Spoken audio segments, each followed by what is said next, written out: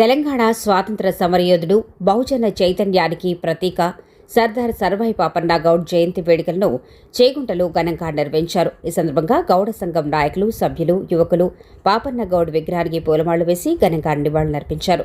స్వాతంత్ర్యం కోసం, ప్రజల హక్కుల కోసం సర్దార్ సర్వాయి పాపన్న గౌడ్ చేసిన పోరాటం, ఆయన చేసిన త్యాగాలను నాయకులు ఈ సందర్భంగా గుర్తు చేసుకున్నారు. పాపన్న గౌడ్ చూపిన ధైర్యం, పోరాట స్ఫూర్తి నేటి యువతకు ఆదర్శంగా నిలుస్తుందని భక్తులు పేర్కొన్నారు. ఈ కార్యక్రమంలో వివిధ గ్రామాలకు చెందిన గౌడ సంఘం నాయకులు, సభ్యులు, యువకులు తదితరులు పాల్గొన్నారు.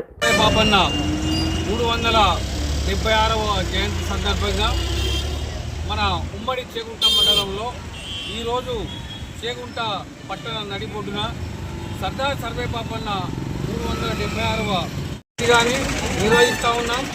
అట్లాగే గత 25 సంవత్సరాల నుండి గౌడ జన హక్కుల పోరాట సమితి నిర్వహిస్తున్న కార్యక్రమాల్లో ప్రభుత్వంతో అనేక సార్లు డిమాండ్ చేస్తూ ఉన్నాము. డిమాండ్ చేస్తున్నటువంటి క్రమంలోనే ఈరోజు ఏదైతే ప్రభుత్వం ఆధీనంలో తీసుకొని ప్రభుత్వ పరంగానే అన్ని అధికార లాంఛనాలతో ఈ జయంతి ఉత్సవాలు ఏదైతే వర్ధంతి ఉత్సవాలను ప్రభుత్వమే నిర్వహిస్తుంది.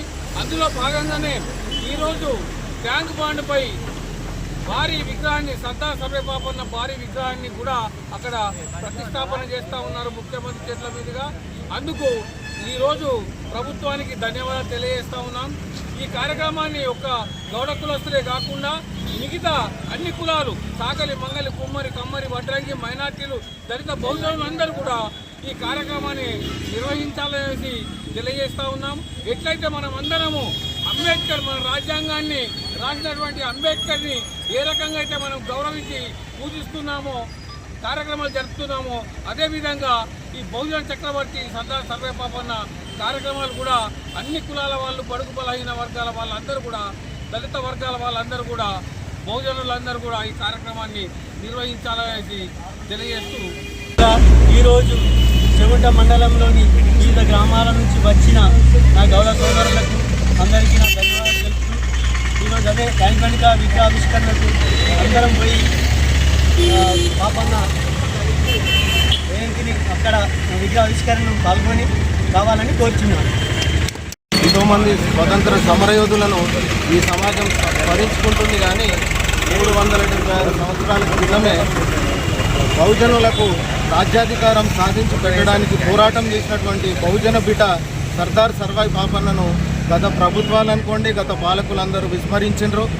మన రాష్ట్ర రాజధాని నడిబొడ్డున కూడా ట్యాంక్ బండ్ పైన మనకు తెలియనటువంటి, మన సంస్కృతి కానటువంటి వ్యక్తుల యొక్క విగ్రహాలు ప్రతిష్ఠించారు. కానీ సర్దార్ సర్వాయి పాపన్న విగ్రహాన్ని పెట్టిన పాపన పోలేదు.